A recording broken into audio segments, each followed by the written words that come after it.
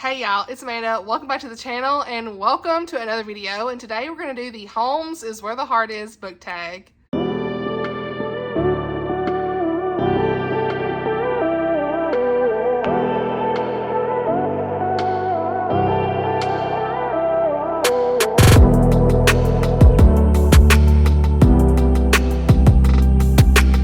Alright y'all, so I was tagged in this by my friend Miriam over at Miriam Elizabeth Reads.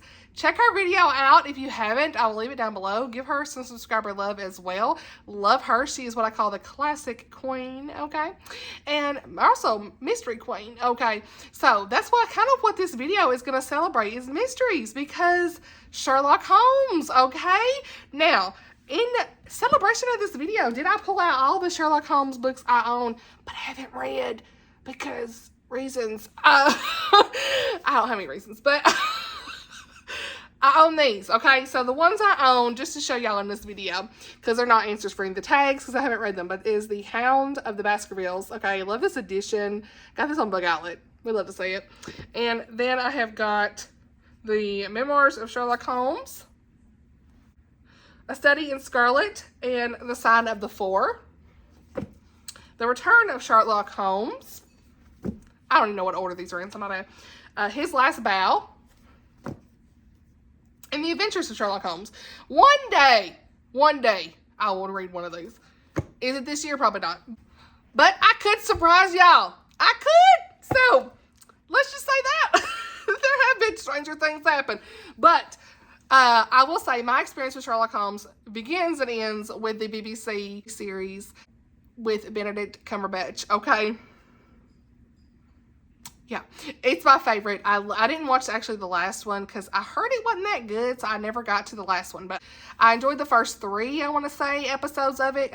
Episodes, they're like movie length, you know, but it's been years. And I mean years since I watched it.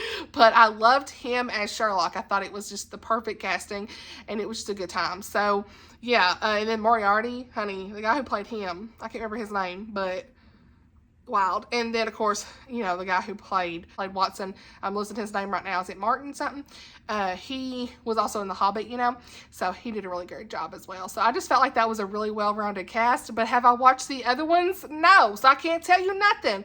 I can't tell you accuracies, but I thought it was entertaining and good. So that's everything about that. But, you know, I think these questions are fun and they really made me stop and think. Okay. Without further ado, let's just dive right into the tag. So the first question is, elementary, my dear Watson, share a classic mystery novel that you consider a must-read. Now, I don't read a lot of classics. I wish I did, but I haven't gotten there yet. But one, this is published in 1926, according to the inside cover, honey, of this, and that is Agatha Christie, The Murder of Roger Ackroyd. I highly recommend this. It was so good. I haven't read a ton of Agatha Christie books, but I love this one. I thought the end of, I was so engaged with the characters. You know, I have had times where I struggled to keep up with all the characters in an Agatha Christie, and this one, I did not have any issues. And the twist in the end is wild, so didn't see that coming. This could actually count for another prompt, but this is the only one I really have for a classic that I consider a must-read, because the other two I read by, I read a Miss Marple, and I can't remember what they were, honestly. I couldn't even tell you at this point. It's been 2 years ago when I first started my channel. But I would like to read more Agatha Christie's at some point. I just haven't gotten there yet. So I don't own them. This is the only Agatha Christie that I own, I think. And actually, no, I'm lying. I think I got a couple others that are like different editions of stuff, but they're in the closet somewhere. But either way, this is the only one on my like main shelves that I have that I'm constantly pulling out right now, because I love this story. It is just so good. I think that you should really go in blind with this.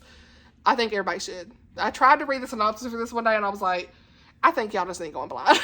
So, yeah, highly recommend. Number 2, Baker Street Irregulars. Recommend a book with a group of unlikely heroes or a diverse ensemble cast. I think that the unlikely heroes is Georgie and Belinda and the whole cast in her Royal Spinus series. They are so funny, and Miriam talked about them as well in her video for a different answer, but I think this could go for multiple answers as well. I think that they're just so funny, crack me up. They always are a good time. They're always into some crazy shenanigans, and it's in England, and it's just a fun time. I've talked a lot about these books lately, so I'm not going to go too in depth, but she is like 36 in Line to the Throne or something in England, and it's just, she's always getting in some kind of mess. So I have read the prequel, and book 1 and 2, and I really love them. They're funny. I give them 3.5, I think, each time, maybe 4 stars for the first one, 3.5 for the second one. The prequel was like 3, but either way, the rating doesn't matter because they're just so much fun. You know, there's things about it that it's not perfect, but it's just hilarious and always a good time. And she is definitely, they are definitely unlikely heroes working stuff out, okay? Number 3 is The Game is Afoot. Name a book that had a plot twist or revelation that completely surprised you. Now, I think that this answer could also be for question number 2, which is what I originally had here, but we moved around some answers. So, The Good Sister by Sally Hepworth. I've talked about this recently. It is a wild ride. It had the twist in the end. Did not see coming. I was literally on the Telegram with my friends. We was buddy reading this, and I was going, what? No. So, highly recommend. This is a secular thriller, psychological thriller type story. It does have some content some may find a little iffy, but I personally wasn't bothered too much by any of that. I still gave this book 5 stars, and if you want my full review with content details, it's going to be below, but I still really enjoyed this. Highly recommend. And the twist, I'm telling y'all. But the main character in this, Fern, it's about 2 sisters. The main character in this is also neurodiverse, so that would have actually counted for question number 2 in this tag, but we moved it to this one. So, question number 4, 221B Baker Street. Talk about a time that you visited somewhere of literary significance. Now, Miriam didn't have anything either for this, but me and her both are going to say it's kind of the same thing. I would love to visit all kinds of different places. I'd love to travel abroad one day, like Scotland and Ireland and New Zealand are some of the places I would love to visit. England, just in general, but specifically Scotland and Ireland. Those are some I would love to visit specifically.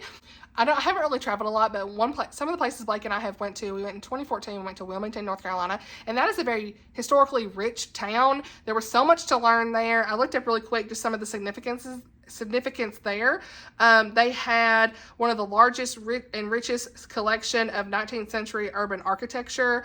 They are known as like the port city because of its connection to the Cape Fear River, as well as its bustling railroad system that extended for 161 miles. And there was just so much about this area that we learned about when we were there. Then, of course, we went to Charleston, South Carolina, and that was very historically rich as well. So those are like the top 2 places we've kind of been to that I can say were very historically rich in just history in general. But I wouldn't know like the literary significance for those areas. We've went to Florida a lot, you know, and other places. But honestly, that's about it. So I would love to travel someday, hopefully one day. Question number 5, Moriarty's master plan. Discuss a book where the antagonist was exceptionally cunning and memorable. The answer I chose for this is Brian from Cold Pursuit. Nancy Mel. Let me just say, this is the first Nancy Mel I read, right? So one of the villains in her stories that like I still think about that I would not recommend reading this past 8 p.m. She's the only one. This is the only one that I think that about because he was just so creepy. He is schizophrenic and has synesthesia, and he is a serial killer.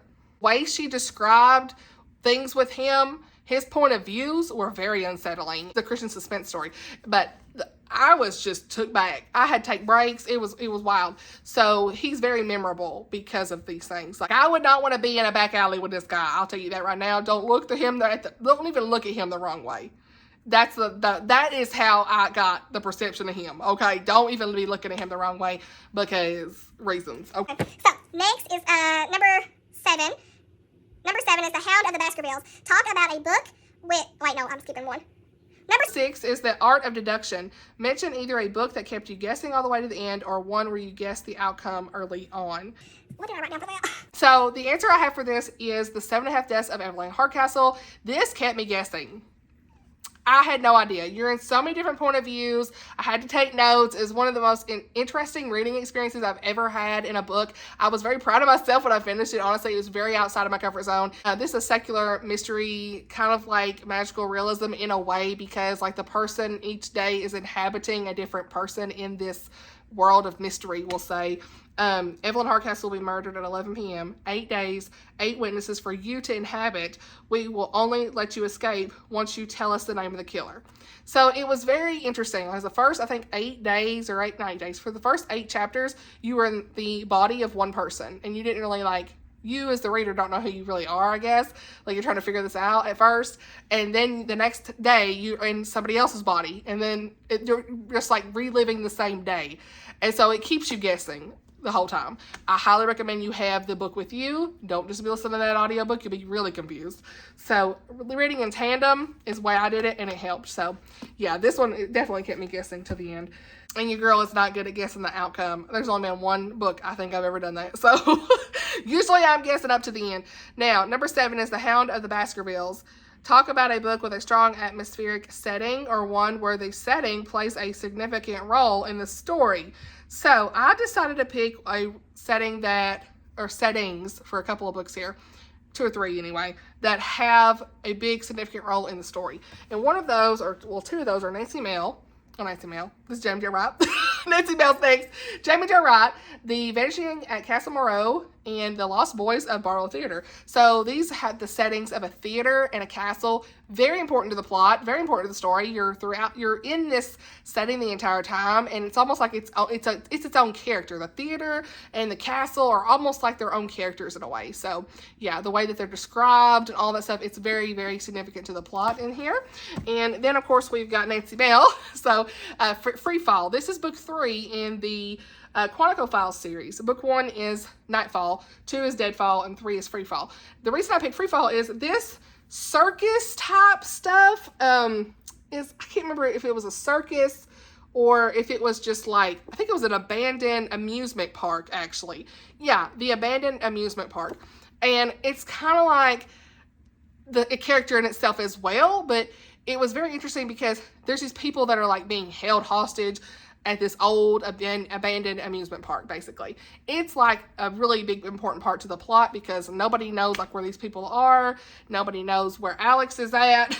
So she missed half the book. So I'm just saying. So yeah, throughout this entire series, it's been very, very good series for me. The faith content was so good in this series. Of course, Nancy Mel, she don't disappoint. But the amusement park in this played a significant role in everything because like the killer would take them on rides, the women that he was kidnapping. It was like its whole thing. So yeah. Question number 8 is the Redenbach Falls. Talk about a series that you thought had ended but made a surprise comeback. I honestly could not think of anything. Now I know like before I was like when I was reading not clean books, the Shatter Me series was done and then like she started that up again. I think it's Tata Mafi. I don't know how you say her name. Anyway, but I don't read that anymore. So that was all I could think of. I was like, okay, I think that's it. So yeah, I remember reading those first 3 books, I'm pretty sure.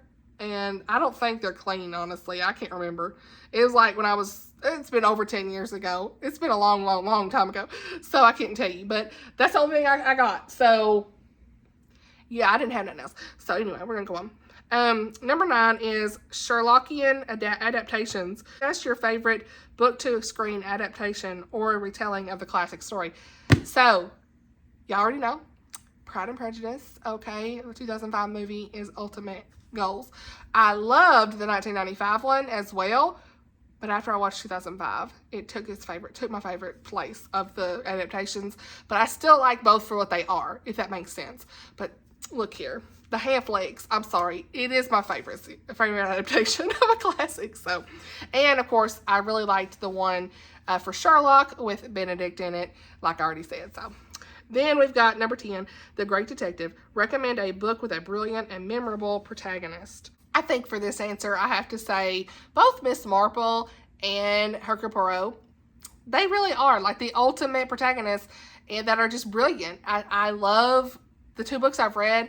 I really love their characters. The one Miss Marple I read was A Murder is Announced, and the other one, but with Poirot, of course, I had, The Murder of Roger Ackroyd, but Mystery of the Blue Train. I think that's what it's called, Mystery of the Blue Train. Was that what it's called? I was over here trying to figure this out a minute ago. Yeah, Mystery of the Blue Train. I was trying to find this cover right here. This one, that's the one I had read with that cover from the library. So I just think that they are brilliant. Georgie is also a great one. I think she could also count for this in her Royal Spinus series. And, a lot of the times the sleuths in the cozy mysteries, why I didn't pick a lot of cozy mysteries in this is because they're not usually like what I would say brilliant minds, but they're just like trying to figure things out along the way and thrown into things.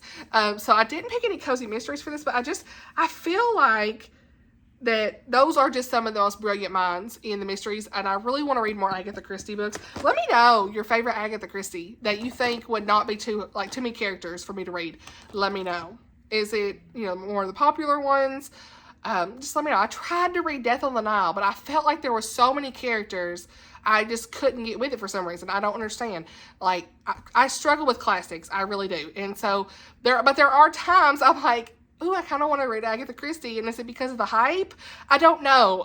But I really like The Murder of Roger Ackroyd. So it's like, if you know of one that you think I would really like, let me know.